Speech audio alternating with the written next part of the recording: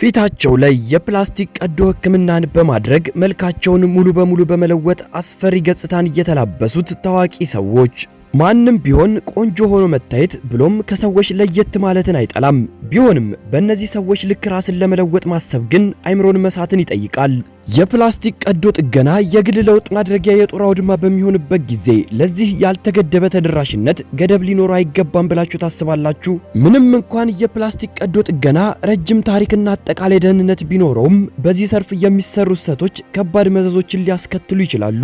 ስህተቶቹም በምንም መመለስ የማይችሉና የህይወት ዘመን ስብራቶች ናቸው። በዛሬው ቪዲዮ 20 የታዋቂ ሰዎች የፕላስቲክ ቀዶ ጥገና አደጋዎችን የሚያሳዩ አስገራሚና አስደንጋጭ ምስሎችን ይዘንላችሁ ቀርበናል።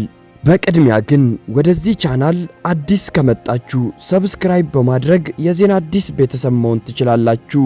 ቪዲዮውን ቀለል አድርጋችሁ ላይክ በማድረግ ጀምሩት። 20ኛ ሃንግ ሚያኩ ለሱስ የመጋለጥ ዝንባሌ ልክ እንደ ሃንግ ሚያኩ ሁኔታ ወደ አደገኛ መንገድ ሊያመራ ይችላል። እሷ ለፕላስቲክ ቀዶ ጥገና በነበረባት አባዜ ምክንያት አሳዛኝ ውጤቶችን አስተናግዳለች። በመጀመሪያ ይህች ሴት ስኬታማ ሞዴልና ድምፃዊት ነበረች። ሃንግ የውበት ማሻሻያ ጉዞዋን የጀመረችው በ28 ዓመቷ እንከን የለሽ ቆዳ የመፈለግ ፍላጎት አድሮባት ነበር። እንዲያውም ለተከታታይ ቀዶ ጥገናዎች ወደ ጃፓን ተጉዛለች። ከጊዜ በኋላ ግን የማያቋርጥ የፍጽምና ፍለጋዋ የሕክምና ባለሙያዎች ጭምር ቀዶ ጥገና ለማድረግ እምቢ እንዲሏት አድርጓታል። ወደ ሀገሯ ኮሪያ ስትመለስም ለውጧ በጣም ከፍተኛ ከመሆኑ የተነሳ የገዛ ወላጆቿ እንኳን ሊለዩት አልቻሉም ነበር። በመጀመሪያ የስነ አእምሮ እርዳታ ብትፈልግም ከጊዜ በኋላ ግን እርዳታውን ሙሉ በሙሉ በማቋረጥ የፕላስቲክ ቀዶ ሕክምና የሚያደርግላት ሐኪምን መፈለግ ጀመረች። በመጨረሻም የሲልከን መርፌዎችን እየሰጣትና ለራሷ መርፌ እንድትወጋ አስፈላጊ አቅርቦት የሚያቀርብላትን የቀዶ ጥገና ሐኪም አገኘች። የሲልከን አቅርቦቷ እያለቀ ሲመጣም ተስፋ በመቁረጥ ስሜት የምግብ ዘይትን ወደፊቷ ውስጥ በመርፌ መውጋት ጀመረች። ይህም ለከፍተኛ እብጠት፣ ጠባሳና የፊት መበላሸት ዳረጋት። ታሪኳ የህዝቡን ስሜት በመንካቱም የቀድሞ መልኳን እንድትመልስ ለመርዳት የገንዘብ ድጋፍ ከህዝቡ ተደረገላት። ሆኖም ግን 10 ቀዶ ጥገናዎች ቢደረጉላትም የተወሰነው ንጥረ ነገሮች ብቻ ናቸው ሊወገዱ የቻሉት። የፊቷ መጠንም በተወሰነ ሊቀንስ ችሏል። አሁን በ60ዎቹ ዕድሜ ውስጥ የምትገኘው ሃንግ ያገለገሉ ልብሶች መሸጫ ሱቅ ውስጥ የምትሰራ ሲሆን በመንግስት እርዳታም ትተዳደራለች። ትልቁ ምኞቷ የቀድሞ ፊቷን መመለስ ሲሆን ይህም የፕላስቲክ ቀዶ ጥገና የሚያስከትለውን አስከፊ መዘዝ የሚያሳስብ ነው። 19ኛ ሚኪ ሮርክ። የሚኪ ሮርክ የቀዶ ጥገና ጉዞ ፊታቸውን ለማደስ ከሚፈልጉ ሌሎች በርካታ ታዋቂ ሰዎች የተለየ ነው። እሱ የውበት ማሻሻያዎችን የመረጠው የእርጅና ሂደትን ለመዋጋት አልነበረም። ይልቁንም ውሳኔው በ1990ዎቹ በቦክስ ስፖርት በነበረበት ወቅት በደረሰበት ከባድ የፊት ጉዳት ምክንያት የመጣ ነው። ሮርክ ገና በልጅነት ጀምሮ የወደው ወደ ነበረው የቦክስ ስፖርት በመግባት አንጋፋ ተዋናይ ከመሆን ወደ ፕሮፌሽናል ቦክሰኝነት ተሸጋገረ። በ1960ዎቹና 70ዎቹ መካከል 12 ተከታታይ አሸናፊነትንም በማስመዝገብ በአማተር ቦክስ ስኬታማ ነበር። ፕሮፌሽናል ቦክሰኛ መሆንም ፍሬያማ ውሳኔ ሆኖለታል። በ8 ፍልሚያዎች ሳይሸነፍ በ6ቱ ሲሸነፍ፣ በሁለቱ ደግሞ አቻ ሊለያይ ችሏል። ሆኖም በፊቱ ላይ የደረሰበት ከባድ ጉዳት ነበር። ይህ ቦክሰኛ 2 ጊዜ የአፍንጫ ስብራት፣ የላንቃ መሰንጠቅ፣ የጉንጭ አጥንት መጨፍለቅና የአጭር ጊዜ የማስታወስ ችሎታን ማጣት ደርሶበታል። የፊቱን ገጽታ ለመመለስም በርካታ የመልሶ ግንባታ ቀዶ ጥገናዎችን አድርጓል። በሚያሳዝን ሁኔታ በውጤቱ ባለመርካቱም ተከታታይ ቀዶ ጥገናዎችን ለማድረግ ተገደደ።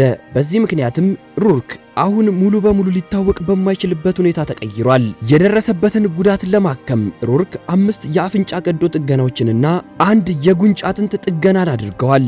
አብዛኞቹ እነዚህ ቀዶ ጥገናዎችም በቦክስ ሥራ ወቅት የደረሰበትን ጉዳት ለማስተካከል የታለሙ ነበሩ። ሆኖም ሮርክ ፊቱን መልሶ ለመገንባት ኃላፊነት የሰጠው የቀዶ ሕክምና ሐኪም ምርጫ ላይ ስህተት መስራቱን በግልጽ አምኗል። በሐኪሙ ስህተት ምክንያትም ሊስተካከል ይችል የነበረው ፊቱ ሙሉ በሙሉ ሊበላሽ ይችላል። ሕይወቱም ሙሉ በሙሉ ተመሰቃቅሏል። 18ኛ አናስታሲያ። ከኪየቭ ዩክሬን የመጣችው አናስታሲያ እንደ ቦቶክስ፣ የጥርስ ቬነር፣ የአገጭና የመንጋጋ ቅርጽ ማስተካከያ እንዲሁም የሰውነት ስብን የማስወገድ የመሳሰሉ በርካታ የውበት ቀዶ ጥገናዎችን አድርጋለች። እነዚህ ሂደቶች በውበት ዓለም ውስጥ እየተለመዱ ቢመስሉም አስገራሚው ነገር የሚጀምረው የለውጥ ሂደቷ የመጨረሻ ውጤት ሲመለከቱ ነው። አናስታሲያ በ26 ዓመቷ የጀመረችው ይህ የውበት ጉዞ ያልተለመደ አቅጣጫ እንዲይዝ ያደረገው አንድ ትልቅ ውሳኔ አለ። እሱም የፊለር መርፌዎችን በራሷ ላይ መውጋቷ ነው። ይህንን ለማድረግ የኢንተርኔት ትምህርቶችን እንደ መመሪያ ተጠቅማለች። ምንም እንኳን የሕክምና ባለሙያ ባትሆንም መሳሪያዎቿን በከፍተኛ ጥንቃቄ እንደምታጸዳና ልክ እንደ ባለሙያ በራሷ ላይ እንደምትወጋ በድፍረት ትናገራለች። በችሎታዋ ላይ ያላት እምነትም በፍጹም የማይናወጥ ነው። ለዚህ የማያቋርጥ የውበት ፍላጋዋ ውጤት ግን አናስታሲያ ከመጠን በላይ የወጡ ጉንጮች እንዲኖራት አድርጓታል። ይህንን ለየት ያለ ገጽታዋን ይዛ ለመቀጠል ቆርጣ የተነሳች ሲሆን እንዲያውም በዓለም ላይ ትልቅ ጉንጭ ያላት ሴት የሚለውን ክብር ለመቀዳጀት ትፈልጋለች። እንደ አውሮፓውያን አቆጣጠር በ20 በሰጠችው ቃለ መጠይቅ የሕክምና ባለሙያዎች ምርጫዋ እጅግ አሳሳቢ እንደሆነና ጉዳት ሊያደርስባት እንደሚችል ደጋግሞ ቢያሳስቧትም እሷ ግን የፊለር መርፌዎችን በራሷ ላይ መጓቷን እንደምትቀጥል በጽኑ ገልጻለች። 17ኛ ራጂ ናርሲንግ። ራጂ ናርሲንግ በትወና በኤልጂቢቲ መብት ተሟጋችነት፣ በደራሲነት፣ በዘፋኝነትና በሪያሊቲ ቲቪ ዝግጅት የምትታወቅ ሁለገብ አሜሪካዊት ናት። ይሁን እንጂ በዓለም አቀፍ ደረጃ በሰፊው የምትታወቀው ኢንተርቴይንመንት የቴሌቪዥን ጣቢያ ላይ በሚቀርበው ቦችድ በተሰኘ ፕሮግራም ላይ ከቀረበች በኋላ ነው። በዚህ ፕሮግራም ላይ በፊቷ በደረቷና በዳሌዋ ላይ የተወጉ እንደ ሲሚንቶ የጠጠሩ ቁሶችን ለማስወገድ ያደረገችውን አስቸጋሪ የህይወት ጉዞ ለዓለም አሳይታለች። ይህ አስከፊ ችግር የደረሰባት የውበት መርፌዎችን ወይንም ፊለሮችን ያለ ፍቃድ ከሚሰራ ግለሰብ ጋር ባደረገችው ያልተሳካ ግንኙነት ምክንያት ነው። በቦችድ ፕሮግራም ላይ ለሁለተኛ ጊዜ ከቀረበች በኋላ በሰውነቷ ውስጥ የነበረው አደገኛ ቁስ በከፍተኛ ሁኔታ ሊወገድላት ችሏል። የራጂ አመጣጥ እጅግ የተለየና ሀብታም የነበረች ናት። አባቷ የህንድ ዝርያ ያላቸው ሲሆን እናቷ ደግሞ የፈረንሳይና የፓሊኔዥያ ዝርያ አላቸው። እንደ አውሮፓውያን አቆጣጠር በ1990ዎቹ መገባደጃ ላይ ራጂ ማንነቷን እንደ ትራንስጀንደር ሴት በመቀበል ወደ ሴትነት የመለወጥ ጉዞዋን ጀምራለች። በ2005 ራጂ ፊቱንና ሰውነቱን ይበልጥ ሴት ለማስመሰል ዘደችስ በሚል ስም የምትታወቅ በወቅቱ በድብቅ የፕላስቲክ ሰርጀሪ ወደምትሰራ ሴት ጋር ትሄዳለች። ይህች ግለሰብ በሚያሚ የትራንስጀንደር ማህበረሰብ ውስጥ አነስተኛ ክፍያ ለሚፈልጉ ሰዎች የውበት አገልግሎት በመስጠት የታወቀች ነበረች። ይሁን እንጂ ራጂ የሲሊኮን መርፌ እየተወጋው ነው ብላ ብታስብም የተወጋችው ግን እጅግ አደገኛ የሆነውን የኮንክሪት ጎማ ማጣበቂያ፣ የማዕድን ዘይትና የሙጫ ቅቅልን ነበር። ሰውነቷ ለመርፌ መጥፎ ምላሽ መስጠትም ጀመረ። መርፌ በተወጋችባቸው ቦታዎች ላይም እብጠትና ጠጣር እብጠቶች በመፈጠራቸው የተወጋችው ነገር ምን እንደሆነ ለመረዳት ጥቂት ወራቶች ፈጁባት። ከዚህ በኋላ ባሉት ዓመታት ራጂ በከፍተኛ የስነ ልቦና ቀውስ ውስጥ አልፏል። በገጽታው ከማፈሩ የተነሳ ራሱን አግልሏል። ከቤት ሳይወጣም ለደረሰበት ጉዳት ሕክምና ሳይፈልግም ለረጅም ጊዜ ቆይቷል። የሱም ታሪክ ያልተረጋገጡ የውበት ሂደቶች የሚያስከትሉትን አደጋ የሚያስተምርና በችግር ውስጥ የሚያልፉ ሰዎች ሊያሳዩት የሚገባውን ከፍተኛ ጥንካሬ ያስተማረ ነው። 16ኛ ሳይመን ኮይል። ተወዳጁ የእንግሊዝ የቴሌቪዥን ስብዕናና የሙዚቃ ፕሮዲዩሰር ሳይመን ኮይል ዘ ኤክስ ፋክተርና ጋት ታለንት በመሳሰሉ ዓለም አቀፍ ዝግጅቶች በሰፊው ይታወቃል። ይሁን እንጂ በቅርብ ዓመታት ውስጥ ያሳየው አስገራሚ የገጽታ ለውጥ የውስጥ የቀዶ ጥገና አድርጎ ይሆን የሚል ሰፊ መላምትን ሲያስነሳ ቆይቷል። እንደ አውሮፓውያን አቆጣጠር በ2023 ሳይመን ኮይል የውበት ቀዶ ጥገና ማድረጉን በግልጽ አመነ። የወጣትነትን ገጽታን ለማግኘት ሲልም ነገሮችን ወደ ጽንፍ ማድረሱን፣ ይህም በመጨረሻ የማይታወቅና ልክ አስፈሪ የፊልም ገጸ ባህሪ እንዲመስል አደረገው። ይህ ለውጥ ሕዝብን ማስገረም ብቻ ሳይሆን ትንሹ ልጁ ኤሪክ በአባቱ ገጽታ መለወጥ እጅጉን ተረብሾ እንደነበረም ተገልጿል። ለዚህ ምላሽ ሲሰጥም ሳይመን ነገሮችን ለማስተካከል እርምጃን ወስዶ ነበር። በፊቱ ላይ ተወግቶ የነበረውን አንዳንድ ፊለሮችም እንዲወገዱ ያደረገ ሲሆን አሁን ላይ ትኩረቱን ከመጠን ያለፉ ለውጦች ላይ ከማድረግ ይልቅ ቀለል ያሉ የፊት እንክብካቤዎች ላይ አድርጓል። ከዚህ ባለፈም ሳይመን ኮይል ለጤና አኗኗር ዘይቤው ትልቅ ትኩረትን መስጠት ጀምሯል። በአሁኑ ወቅት የተመጣጠነ ምግብ በመመገብ በቂ ውሃ በመጠጣትና ጤናን በዘላቂነት በሚጠብቁ ምርጫዎች ላይ በማተኮር ላይ ይገኛል። ይህም ጥሩ ከመታየት ባለፈ በውስጥም ጥሩ ስሜት እንዲሰማው የሚያደርገው የተሟላ የጤና ጉዞ መሆኑን አጽንኦት ሰጥቶ ይናገራል። ታዲያ በሳይመን ለውጥ በርካቶች ተገርመውበት ነበር። 15ኛ ኔቨን ሲንጋኖቪች።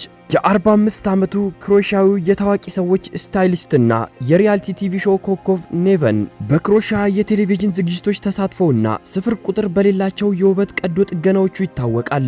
በቅርቡ ደግሞ ካደረገው የመጨረሻ ቀዶ ጥገና በኋላ ያጋጠመው እጅጉን ያልተለመደ የጎንዮሽ ጉዳት በዓለም አቀፍ ደረጃ መነጋገሪያ አድርጎታል። ያጋጠመው ችግርም ለረጅም ጊዜ የማይለቅ የብልት መቆም ችግር ነው። ኔቨን ለሶስተኛ ጊዜ የአፍንጫ ቀዶ ጥገና ለማድረግ የውጭ ጉዳዮች ግምት ውስጥ በማስገባት በኢራን የሚገኝ ክሊኒክን መርጦ ነበር። ነገር ግን ከቀዶ ጥገናው በኋላ በአስቸኳይ ወደ ቤልግሬድ መመለስ ነበረበት። ይህ ለረጅም ጊዜ የማይለቅ የብልት መቆም ፕሪያፒዝም የሚባል ብርቅዬ የጤና እክል ሲሆን መንስኤውም በቀዶ ጥገና ወቅት ለተሰጠው ማደንዘዣ መድኃኒት ሰውነቱ ባሳየው አለርጂ እንደሆነ ታውቋል። የፈረንሳይ የቫይሮሎጂ ማህበረሰቦች እንዳሳወቁትም ይህ ችግር በአስቸኳይ ሕክምና ካላገኘ ዘላቂ የሆነ የብልት ድክመትና ሌሎች ከፍተኛ ጉዳቶች ሊያደርስ የሚችል ነው። ምንም እንኳን ይህ ያልተጠበቀና አስቸጋሪ ችግር ቢገጥመው ኔቨን ለውበት ቀዶ ጥገና ካለው ፍቅር ወደ ኋላ አልሸሸም። አሁንም ቢሆን የሚፈልገውን ገጽታ ለማግኘትና በዓለም አቀፍ ደረጃ ይበልጥ ለመታወቅ አንድ ተጨማሪ ቀዶ ጥገናን የማድረግ ፍላጎት እንዳለው በድፍረት ይናገራል። 14ኛ ካርዲ ቢ በሙዚቃዎቿ ወጣቱንም ሆነ አዋቂውን መማረክ የቻለች አሜሪካዊት ራፐር ናት። ልክ እንደ ዘፈን ግጥሞቿ ሁሉ በግል ሕይወቷም ግልጽ ተናጋሪ ናት። ካርዲ ቢ ለየት የሚያደርጋት ስለ ውበት ቀዶ ጥገና ልምዶቿ በተለይም በመንገዷ ላይ ስለሰራቻቸው ስህተቶች በግልጽ ለመወያየት ያላት ፈቃደኝነት ነው። በቅርቡ በኢንስታግራም የቀጥታ ስርጭት ወቅት ካርዲ ቢ 95 በመቶ የሚሆነውን ባዮፖሊመር የነበራትን የመቀመጫ ኢምፕላንት ለማስወገድ ቀዶ ጥገና ማድረጓን ገልጻለች። ሂደቱ እጅጉን ፈታኝ እንደነበር የገለጸችው ካርዲ ለተከታዮቿም በማንኛውም ሁኔታ ውስጥ ሆናችሁ ይህንን አሰራር እንዳትመርጡት በማለት ጠንካራ ማስጠንቀቂያን አስተላልፋለች። ካርዲ ቢ ይህንን ኢምፕላንት ለማድረግ የተገደደችው በጭፈራ ቤት ተሰራ በነበረበት ወቅት በደረሰባት ተጽዕኖ እንደነበርና በአንድ ሰው መሬት ውስጥ በሚገኝ ክፍል ውስጥ $800 ብቻ በመክፈል እንደተወጋች ትናገራለች። ይህ አሰራር እጅጉን አደገኛ የሆነ መርፌ በሰውነት ውስጥ ሊሰራጭ ስለሚችል የወጋት ግለሰብ አንዲትን ሴት በዚሁ መርፌ ወቅቱ ሕይወቷ እንዲያልፍ እንዳደረጋት ካርዲ ቢ ትናገራለች። ካርዲ ቢ ለባዮፖሊመር ብቻ ሳይሆን አሁን ላይ ለአጠቃላይ የፕላስቲክ ቀዶ ሕክምና ያላትን ጥላቻ ትናገራለች። አንድ ሰው በራሱ ማንነት ላይ ባልተደሰተበት ነገር ላይ ለውጥ ማድረግ ተገቢ መሆኑን ብታምንም ይህ ግን የግድ ደህንነቱ በተጠበቀ መንገድ መሆን እንዳለበት ትመክራለች። 13ኛ ኬቲ ፕራይስ እንግሊዛዊቷ ሞዴልና የሚዲያ ስብዕና አቀንቃኟ ኬቲ ፕራይስ ስለ ውበት ቀዶ ጥገና በግልጽ በመናገር በታዋቂ ሰዎች ዓለም ውስጥ እንደ ልዩ ተጠቃሽ ናት። ያደረገቻቸውን ሰፊ የገጽታ ለውጥ ከመናገር ወደ ኋላ አትልም። በሞዴሊንግ ስራዋ መጀመሪያ አካባቢ ኬቲ ተፈጥሯዊ ውበቷን ጠብቃ የቆየች ቢሆንም የ30 ዓመት ዕድሜ ላይ ስትደርስ ግን ለውጦቹን ለማድረግ ወሰነች። አሁን በ45 ዓመቷ ደግሞ ምንም አይነት ይቅርታ ሳትጠይቅ ደስ ያላትን ለውጥ በሰውነቷ ላይ እያደረገች ትገኛለች። የኬቲ የለውጥ ጉዞ የጀመረው እንደ አውሮፓውያን አቆጣጠር በ1999 የጡት መጠኗን በከፍተኛ ሁኔታ በማሳደግና የአፍንጫዋን ቅርጽ በማስተካከል ነበር። በ2006 ሙሉ በሙሉ ወደ ፕላስቲክ ውበት ጉዞዋን የጀመረች ሲሆን በ2011 ደግሞ ይህንኑ ማንነቷን በኩራት ተቀብለዋለች። በሂደትም የኬቲ ለውጦች እጅጉን እየገዘፉ መጡ። እንደ አውሮፓውያን አቆጣጠር በ2016 ይበልጥ የጎሉ የከንፈርና ልሙጥና አንጸባራቂ ፊት እንዲኖራት አደረገች። ከዚያም ከ2 ዓመታት በኋላ በብሔራዊ ቴሌቪዥን ሽልማት ላይ የታየችበት ገጽታ እጅጉን የተለየ ከመሆኑ የተነሳ ለመለየት የሚያዳግት ነበር። ከ2019 ዓመተ ምህረት ጀምሮ ደግሞ በየዓመቱ የጡት ማሳደጊያ ቀዶ ሕክምና ማድረግ የጀመረች ሲሆን በአሁኑ ወቅት እያንዳንዱ ኢምፕላንት 2 ኪሎ ግራም እንደሚመዝን ይገመታል። ይህ ሁኔታም በውበት ቀዶ ጥገና ስፔሻሊስቶች ዘንድ ስለ ጤንነቷ ከፍተኛ ስጋትን ፈጥሯል። ለምሳሌ ዶክተር ስኮፌላክስ የኬቲ ቀዶ ሕክምና ብዛትና ስፋት ለጤናው አደገኛ ሊሆን እንደሚችል አስጠንቅቋል። ኬቲ ግን ስለ ውበት ሂደቶቿ በግልጽ የምትናገርበት መንገድ ለብዙዎች ያልተለመደ ሆኖባቸዋል። 12ኛ ዶናቴላ ቨርሳቼ የጣሊያን እጅጉን ታዋቂ የፋሽን ዲዛይነር ናት። ያደረገቻቸውን የውበት ቀዶ ጥገናዎች ራሷ በግልጽ እስካልተናገረች ድረስ እርግጠኛ መሆን ባይቻልም ምንም አይነት ለውጥ አላደረገችም ማለት ግን ስህተት ነው። በ60ዎቹ ዕድሜ መገባደጃ ላይ ለምትገኝ ሴት የማይታሰብና ከመሸብሸብ የጸዳ ፊት አላት። ፊቷ ላይ የሚታዩ በርካታ ምልክቶች የውበት ማስተካከያ ማድረጓን ይጠቁማሉ። አፍንጫዋ ይበልጥ ቀጭንና ሹል ሆኗል። የላይኛው የአይን ሽፋኖች ደግሞ ዝልፍልፍ ማለታቸውን ቀንሰዋል። በተጨማሪም ጉንጮቿ ሞላ ያሉና ከንፈሮቿም የተለየ ቅርጽ አላቸው። ይህም በጉንጭ ኢምፕላንትና በከንፈር መርፌ ሳይሆን አይቀርም ተብሎ ይገመታል። እንደ አውሮፓውያን አቆጣጠር በ2014 ዶናቴላ እጅጉን በሚያንጸባርቅ ገጽታ ታይታ ነበር። የውበት ቀዶ ጥገና ባለሙያው ማርክ እንደሚለው ይህ ገጽታ ከመጠን ያለፈ የቦቶክስ አጠቃቀም ውጤት ነው ይላል። ቦቶክስ ግንባርን ወጥሮ እንዲያዝና እንዲያንጸባርቅ ስለሚያደርግ ከዶናቴላ ገጽታ ጋር ይጣጣማል። እንደ ማርክ ገለጻ በሷ እድሜ ክልል ያለች ሴት ግንባሯ ላይ ምንም ሽብሸባ አለመኖሩ፣ አይኖቿ በከፊል የተሰጉ መምሰላቸው ቦቶክስ መጠቀሟን ይበልጥ ያረጋግጣል።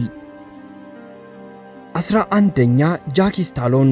በ91 ዓመቷ ከዚህ ዓለም በሞት የተለየችው ጃኪ ስታሎን ስላደረገቻቸው የውበት ቀዶ ጥገና ያላትን ጸጸት በግልጽ ተናግራ ነበር። ያልተሳኩ የቀዶ ጥገና ሂደቶች አፏ ውስጥ ዋልኑት እንደያዘና ቺፕማክ እንዳስመሰሏት በምሬት ገልጻለች። ጃኪ በቅርብ ያጋጠማት የልብ ድካምና በቤቷ ውስጥ የልጇ የቶኒና የልጅ ልጇ የሴጅ አሳዛኝ ሞትን ጨምሮ ፈታኝ ዓመታትን አሳልፋለች። ምንም እንኳን እነዚህ ችግሮች ቢያጋጥሟትም ጃኪ በሳንታ ሞኒካ በባህር ዳርቻ የሚገኝ ቅንጡ መኖሪያ ውስጥ ንቁ አኗኗር ዘይቤን ትከተል ነበር። በሳምንት 3 ጊዜ የታፕ ዳንስ ትምህርትን ትከታተላለች። በሳምንት 2 ጊዜ የግል ስፖርት አሰልጣኝ ነበራት። እንዲሁም በቀን ለ2 ሰዓታት ያክል ፒያኖ ትጫወት ነበር። ጃኪ በሆሊውድ ግብዣዎች ላይ መገኘትን አታዘወትርም፣ ነገር ግን ለአረጋውያን አርያ መሆን እንደምትፈልግ ትናገር ነበር። እሷ እንደምትለው እድሜ 50 ሲሞላ ለሆሊውድ ኮከቦች አርያ ሆንኩኝ፣ ምክንያቱም ማርጀትና በዛ እድሜ ውጤታማ መሆን የነርሱ ትልቁ ፍርሃት ነው። እኔ ግን እያረጀው በመጣው ቁጥር ተወዳጅነቴ እየጨመረ መጥቷል ብላ ለብዙዎች ታወራ ነበር። ቢሆንም ግን በተከታታይ ያደረገቻቸው የውበት ቀዶ ጥገናዎች ገጽታዋን ሙሉ በሙሉ ቀይረውት አልፈዋል። ለሷም በእጅጉ ጸጸት ሆኖባት አልፏል። 10ኛ ማይክል ጃክሰን። የማይክል ጃክሰን የውበት ቀዶ ሕክምና ከውበት ይሁን ከጤና ጋር የተያያዘ እስካሁን ድረስ አከራካሪ እንደሆነ ቀጥሏል። የወጣትነት ጊዜ ፎቶዎቹ እንደ አውሮፓውያን አቆጣጠር በ2009 ከዚህ ዓለም ከመለየቱ በፊት ከነበሩት ምስሎች ጋር ሲነጻጸር በገጽታ ላይ የታዩት ለውጦች እጅጉን ጥልቅና ሰፊ እንደነበሩ ይታያል። እንደ ዴሊ ሜል ያሉ የዜና ምንጮች እንደሚጠቁሙት ማይክል ጃክሰን እጅጉን በርካታ የውበት ቀዶ ጥገናዎችን አድርጓል። እንዲያውም አንዳንዶቹ ሂደቶች ቀደም ብለው ተደርገው የተበላሹ የቀዶ ሕክምና ውጤቶችን ለማስተካከል የተደረጉ ነበሩ። የለውጥ ጉዞ የጀመረው አፍንጫውን የማስተካከል ፍላጎት በነበረው ወቅት ነው። ለመጀመሪያ ጊዜ የአፍንጫ ቀዶ ሕክምና ለማድረግ በጣም ፈርቶ ስለነበር መጀመሪያ ውጤቱን ለማየት ሲል እህቱን ሂደቱን እንድትሞክረው ጠይቋት እንደነበር ይነገራል። በእርሷ ውጤት ከተስማማ በኋላም እንደ አውሮፓውያን አቆጣጠር በ1979 የራሱን የመጀመሪያ ቀዶ ሕክምና አደረገ። ይህም የረጅሙ የለውጥ ጉዞ መጀመሪያ ሆነ። ስለ ሰውነት መልክ መዛባት ጥናት የሚያደርጉት ዶክተር ኢኤ ጎርቢስ ማይክል ጃክሰን እስከ 100 የሚደርሱ ቀዶ ጥገናዎችን አድርጎ ሊሆን እንደሚችል ይገምታሉ። እነዚህ ሂደቶችም መልኩንና ዘሩን ለመለየት እስኪያስቸግር ድረስ ለውጠውታል። ምንም እንኳን ትክክለኛው የቁጥር መጠን ባይታወቅም ከማይክል ጃክሰን ቀዶ ሐኪሞች ጋር አብረው የሰሩ ዶክተሮች አንዳንድ ዝርዝሮችን ይፋ አድርገዋል። እነዚህም ተደጋጋሚ የአፍንጫ ቀዶ ሕክምና፣ የጉንጭ ኢምፕላንቶችን፣ የአይን ሽፋን ቀዶ ጥገና፣ በአገጭ ላይ የተደረጉ ቀዶ ጥገና ስራዎችን ያካትታሉ። ዶክተር ጉድስታይን እንደገለጹት ማይክል በየ2 ወሩ ለቀዶ ሕክምና ይመጣ የነበረ ሲሆን በአንድ ጊዜም 12 የሚደርሱ የተለያዩ የውበት ሂደቶችን የሚያደርግበት ወቅትም ነበር። ማይክል ራሱ በአንድ ወቅት ስለ ስኬቱ ሲናገር የችሎታዬ ፍሬ ለራሴ ብቻ መዋል ራስ ወዳድነት ነው ብሎ ነበር።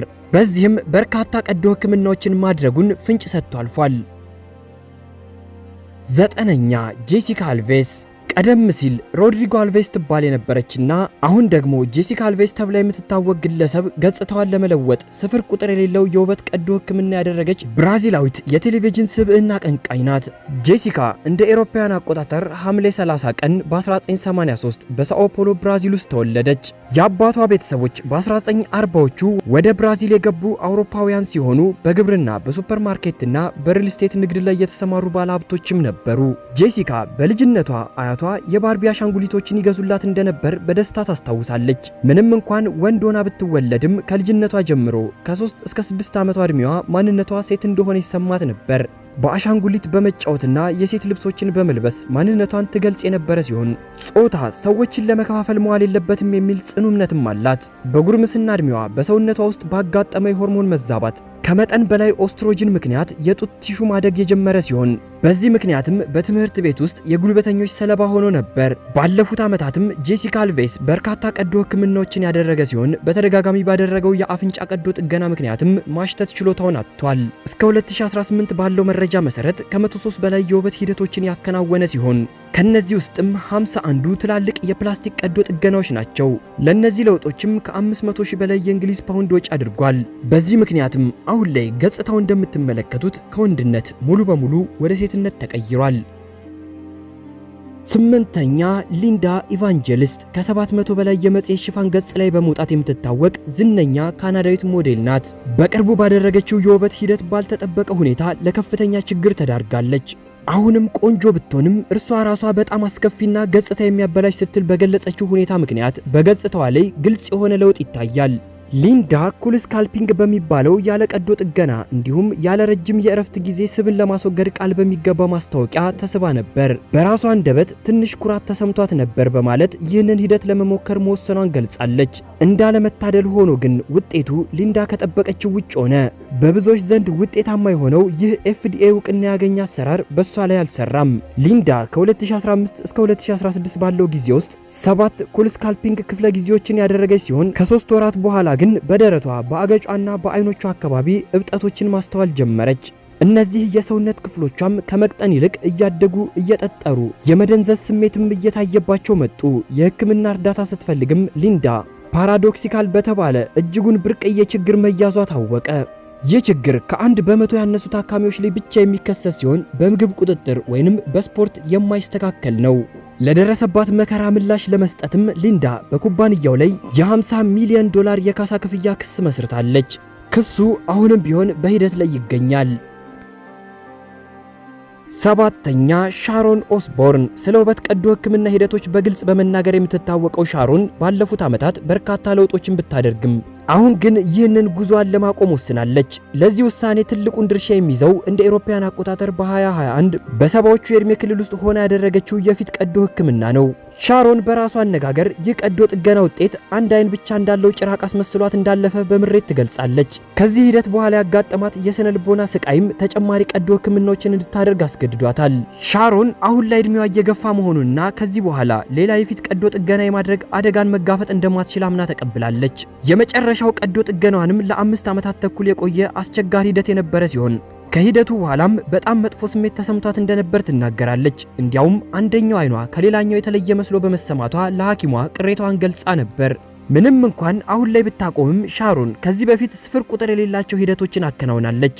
እንደ አውሮፓውያን አቆጣጠር በ2013 ባሳተመችው አንብሬከብል በተሰኘው የህይወት ታሪኳን የሚያቀነቅን መጽሔት ላይ አስፈላጊ ሆኖ ባገኘችው ጊዜ ሁሉ የፊት ማደሻዎችን፣ የሌዘር ህክምናዎችን፣ የጥርስ ቬነርና የተለያዩ ማስተካከያዎችን ስታደርግ ቆይታለች። በዚህ ምክንያትም መልኳ በዚህ መልኩ ሙሉ በሙሉ ሊቀየር ችሏል። 6ኛ ፕሬስላ ፕሬስሊ። በኤልቪስ ፕሬስላ ባለቤትነቷና በስኬታማ የንግድ ስራዎቿ የምትታወቀው ፕሪስላ በተደጋጋሚ ስለ ውበት ቀዶ ጥገና ግምት ሲነሱባት ቆይቷል። ምንም እንኳን ፕሪስላ እነዚህ ወሬዎችን ባታረጋግጥም እርሷን ባያክሟትም ፎቶዎቿን የተመለከቱ የህክምና ባለሙያዎች የየራሳቸውን አስተያየት ሰጥተዋል። ዶክተር ዴቭ እንደተመለከቱት ፊቷ ላይ ከመጠን በላይ የተወጋ የጉንጭ ፊለር አይኖቿን በደንብ እንዳትከፍት እንቅፋት ሆኖባታል። ዶክተር አንቶኒ ዩኑ ደግሞ የፊት ቀዶ ጥገና ወይንም ፌስ ሊፍት ማድረጓን የሚጠቁሙ ምልክቶች እንዳሉ ገልጸዋል። ከዚህ ውጪ ዶክተር ዳንኤል በተባለ ያለ ፈቃድ በሚሰራ ግለሰብ ሰለባ ሆና ሊሆን እንደሚችል ይገምታሉ። ይህ ግለሰብ በሆሊውድ የድግስ ግብዣዎች ላይ በመገኘት መርፌዎችን ከቦቶክስ የተሻሉ ናቸው በማለት ሐሰተኛ መረጃን ሲያሰራጭ የነበረ ነው። ይሁን እንጂ መርፌዎች ውስጥ የነበረው የመኪና መለዋወጫዎችን ለማለስለስ የሚያገለግለው የኢንዱስትሪ ሲሊከን ሲሆን ይህም ለከፍተኛ የጤና አደጋ ሊያጋልጥ የሚችል ነው። 5ኛ ሃይዲ ሞንታግ። በላጉና ቢች ዝግጅት የምትታወቀው ሃይዲ ሞንታግ አንድ ነገር በነፃ ስለተገኘ ብቻ ትክክል ምርጫ ሊሆን እንደማይችል ትምህርት ወስዳለች። አሁን ላይ እጅግ የምትጸጸትበትን የውበት ቀዶ ጥገና ጉዞ የጀመረችው በሺዎች የሚቆጠሩ ዶላሮችን የሚያወጡ የውበት ማስተካከያዎችን በነፃ እንድታደርግ የቀረበላትን ጥሪ የተቀበለች ቀን ነበር።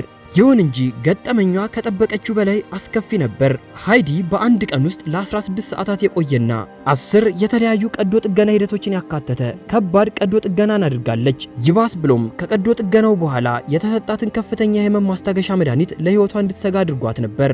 ገና በ23 ዓመቷ የቅንድብ ማንሳት፣ የአገጭ መቀነስና የቦቶክስ መርፌዎችን ጨምሮ በርካታ ሂደቶችን አድርጋለች። አሁን ላይ ግን እነዚህ ሁሉ ሂደቶች ፈጽሞ ያስፈልጓት እንዳልነበሩ ተረድታለች። በገጽታቸው ምክንያት ለሚጨነቁ ሰዎች የምትመክረውም ከባለሙያዎችና ከሚወዷቸው ሰዎች ጋር በመመካከር የስሜታቸውን መነሻ ምክንያት እንዲረዱ ነው። ሃይዲ የውበት ቀዶ ጥገናን ባትቃወምም ሰዎች የሚያዩት ከቀዶ ጥገናው በፊትና በኋላ ያለውን ፎቶ ብቻ እንደሆነና በመሃል ያለውን ስቃይ ፈታኝ የማገገሚያ ጊዜ እንደማያውቁት ታስረዳለች። 4ኛ ጆአን ቫን አርክ። ታዋቂዋ ተዋናይ ጆአን ቫን አርክ ስላደረገቻቸው የውበት ቀዶ ጥገናዎች በቃለ መጠይቆች ወቅት ከመናገር ትቆጠባለች። ይሁን እንጂ የቀድሞ ፎቶዎቿ ካሁኑ ጋር ሲነጻጸሩ በርካታ የቀዶ ሕክምና ሂደቶችን እንዳደረገች በግልጽ መረዳት ይቻላል። በቀድሞ ፎቶዎቿ ላይ ተፈጥሯዊ ገጽታ የነበራት ሲሆን በአሁኑ ምስሎቿ ላይ ግን ቆዳዋ ከመጠን በላይ የተወጠረ ይመስላል። የዘርፉ ባለሙያዎች እንደሚጠቁሙት የፊት ቀዶ ጥገና የኮላጅን መርፌዎች፣ የጉንጭ ኢምፕላንትና የቦቶክስ ሕክምናዎችን ሳታደርግ እንዳልቀረች ይገምታሉ። እንደ አውሮፓውያን አቆጣጠር በ2020 ጆአንን የተመለከቱ ሰዎች ፊቷ ተፈጥሯዊ እንዳልሆነና እንደሚቀልጥ ፕላስቲክ እንደሚመስል ተናግረዋል። ታዋቂው የቀዶ ጥገና ሐኪም ዶክተር አንቶን እንደገለጹት የጆአን ከፍተኛ ለውጥ የመጣው በተደጋጋሚ በተደረገ የፊት ቀዶ ጥገና ምክንያት ሲሆን ይህም የመንጋጋዋንና የአንገቷን መስመር ተፈጥሯዊ ባልሆነ መንገድ እንዲወጠር አድርጎታል። ጆአን ራሷ ይህን ባታረጋግጥም ጭስ በሌለበት እሳት አይነድም እንደሚባለው ሁሉ ግምቶቹ ከእውነት የራቁ አይመስሉም። ሶስተኛ ካሮት ቶፕ። እውነተኛ ስሙ ስኮት ቶምፕሰን ይባላል። ካሮት በደመቀ ስብዕናውና በሚገርም የኮሜዲ ብቃቱ የሚታወቅ ዝነኛ ተዋናይና ኮሜዲያን ነው። ካሮት ለካርቶን ኔትወርክ በሰጠው የአዋጅ ነጋሪ ድምጽ ይታወቃል። ምንም እንኳን ኮሜዲው ስኬታማ ቢሆንም ወደ 50ዎቹ ዕድሜ ሲገባ የታየው የገጽታ ለውጥ የፕላስቲክ ቀዶ ጥገና ሳያደርግ አይቀርም የሚል ጥርጣሬን ጭሯል። ቁመናው በጣም ቀጭን ከዚያም ጡንቻማ እንደገናም ቀጭን እየሆነ መለዋወጡ ለውጡ ከአኗኗር ዘይቤው መጣ ወይንስ ከቀዶ ጥገና የሚለው ጥያቄን አስነስቷል። ለነዚህ ወሬዎች ካሮት ቶፕ በሰጠው ምላሽ ምንም አይነት ቀዶ ጥገና እንዳላደረገ በጽኑ አስተባብሏል። ለፊቱ ጥራትና ለታችኛው መንጋጋው መውጣት ምክንያትም የአኗኗር ዘይቤው ለውጥ ጠንካራ ስፖርታዊ እንቅስቃሴ እንደሆነ ይናገራል። እንዲያውም በቀልድ መልክ ሲናገር ቀዶ ጥገና ባያደርግ ኖሮ ከዚህ በተሻለ ሁኔታ ታታይ ነበር ይላል። ነገር ግን እስካሁን ምንም እንዲህ አይነት ሙከራ እንዳላደረገ አጥብቆ ይከራከራል። ቢሆንም ያለው ለውጥ በብዙዎች ላይ ጥርጣሬን ፈጥሮባቸዋል። ሁለተኛ ፒክሲ ፎክስ። ሐኪሞች ተጨማሪ ቀዶ ጥገናን ለማድረግ አጥብቀው እምቢ ቢሏትም ፒክሲ ፎክስ ግን ሕያው የካርቶን ገጸ ባህሪ ለመምሰል የምታደርገውን አስገራሚ ጉዞ አላቆመችም። ይህ ጉዞ ወደ አስፈሪ ደረጃ ላይ የደረሰ ሲሆን በለውጡ ሂደት ውስጥ ትልቅ ሚና የነበራቸው ዶክተሮች እንኳን ከእንግዲህ በኋላ በዚህ ያልተለመደ ፍላጎቷ አብረዋት ላለመቀጠል ወስነዋል። ከሰሜን ካሮላይና የመጣችው አሁን ዕድሜዋ 33 ዓመት የሆነው ፒክሲ ፎክስ በከፍተኛ የውበት ቀዶ ጥገና ዘርፍ ታዋቂ ሰው ሆናለች። ይህ አስገራሚ ለውጧም ቦሽድ በተሰኘ የቴሌቪዥን ፕሮግራም ላይ እንድትቀርብ ያደረጋት ሲሆን በወቅቱ የነበሩት የቀዶ ሕክምና ባለሙያዎች ቴሪና ፖል ከእንግዲህ ይበቃሻል የሚል ውሳኔ አሳልፈውባታል። ፒክሲ ፎክስ ካደረገቻቸው በርካታ የቀዶ ሕክምናዎች መካከል ፊቷን ለማሳነስ ተብሎ መንጋጋዋ ሆን ተብሎ እንዲሰበር ተደርጓል። እንደ ኤልፍ አይነት ፍጥረቶችን ለመምሰልም የጆሮ ቀዶ ሕክምናን አድርጋለች። 6 የጎድን አጥንቶቿም እንዲወገዱ አድርጋለች። 4 ጊዜም የጡት ማሳደጊያ ቀዶ ሕክምናን አድርጋለች። ስፍር ቁጥር የሌላቸው የከንፈር መርፌዎችና ከዓይኗ በታች የስብ መርፌዎችንም ወቅታለች። በተጨማሪም 2 የሰውነት ስብ ማስወገጃ የቅንድብና የቂጥ ማሳደጊያ ቀዶ ሕክምናዎችን ያከናወነች ናት። በተለይ ደግሞ የዓይኗን ቀለም ለመቀየር ያደረገችው ቀዶ ጥገና በጣም አስገራሚ ነበር። እሷ እንደምትለው ዓይን አንድ ሰው ስታዩ መጀመሪያ የምታዩት ነገር ስለሆነ ጎልቶ መታየት አለበት የሚል ሐሳብ አላት። ይህች ሴት ሕያው የካርቱን ገጸ ባህሪ ለመምሰልም ከ20 በላይ ቀዶ ጥገናዎችን ያደረገች ቢሆንም ዶክተሮቿም ተጨማሪ ቀዶ ሕክምናን ቢከለክሉም አሁንም ፍላጎቷ አልቀነሰም። እንዲያውም ወደፊት የዓይን ሽፋሽፍት ተከላን ለማድረግ ብልቷንም የሕፃን አበባ ወደሚል ለየት ያለ ቅርጽ ለመቀየር ፍላጎት እንዳላት ገልጻለች። ይህም በብዙዎች ዘንድ እንደ እብደት እየታየ ያለ ነገር ነው። አንደኛ ጆቹና እዚህ ዝርዝር ውስጥ ካሉ ሰዎች ሁሉ ትንሿ ናት። በዌይቮ ማህበራዊ ድረገጽ ላይ ዝነኛ የሆነች የ17 ዓመት ቻይናዊት ኢንፍሉዌንሰር ናት። የሷ የመስመር ላይ ገጽ የሚያጠነጥነው በ3 ዓመት ውስጥ ከተራ ልጃገረድነት ወደ አሻንጉሊትነት እየተቀየረችበትን የፕላስቲክ ቀዶ ጥገና ጉዞ በማሳየት ነው። የሚገርመው ነገር ግን ገና በ13 ዓመቷ የመጀመሪያ ቀዶ ጥገናዋን የጀመረች ሲሆን እስካሁንም ከ100 በላይ ቀዶ ጥገናዎችን አድርጋለች። በትምህርት ቤት በነበረችበት ወቅትም በጓደኞቿ ዘንድ አስቀያሚ በሚሉ ስሞች በጭካኔ የተሞሉ ቀልዶች ትሰደብ ነበር። መልኳን ከቀየረችም ሕይወቷ እንደሚሻሻል በማሰብ ወላጆቿን ለቀዶ ጥገና ገንዘብ እንዲሰጧት አሳመነች። የመጀመሪያ የዓይን ሽፋሽፍት ቀዶ ጥገና ካደረገች በኋላም ሰዎች ለሷ ያላቸው አመለካከት ሲቀየር አስተዋለች። ከዚያ በኋላም ቀዶ ጥገና ሱስ ሆነባት። በመቀጠልም የፊት መርፌዎችን፣ የጆሮ ቅርጽ መቀየር፣ የአፍንጫ ቀዶ ጥገና፣ የባርቢ ዓይን ቀዶ ጥገና፣ የጡት ተከላና የሰውነት ስብ ማስወገጃ አድርጋለች። በኮቪድ ወቅት ፍጥነቱን ቢቀንስም ባለፈው 1 ዓመት ውስጥ ብቻ 20 ቀዶ ጥገናዎችን አድርጋለች። በዚህ የቀዶ ጥገና ሱስ ምክንያትም የማስታወስ ችሎታ ማጣትና የማይጠፋ ጠባሳ የመሳሰሉ የጎንዮሽ ጉዳት ቢደርሱባትም ለተገኘው ውጤት ሲባል ዋጋ አለው ብላ ታምናለች። ወላጆቿ ለቀዶ ጥገናዎቹ $620,000 በላይ ያወጡ ሲሆን ይህን ገንዘብ ካልከፈሉም ትምህርት አቆማለሁ በሚል ጭምር እንደምታስፈራራቸው ተነግሯል። የጆቹና ጉዞ ለውበት የሚደረግ ጥረትና የማህበረሰብ ተጽዕኖ ምን ያክል ጽንፍ ሊሄድ እንደሚችል ሕያው ማሳያ ናቸው። ውድ የዜና አዲስ ተከታታዮች ስለተከታተላችሁን ከልብ እናመሰግናለን። በቀጣይ በአዲስ ቪዲዮ እስክንገናኝ ድረስ ሰላም ሁኑልን። ዜና አዲስ፣ ሁሌም አዲስ።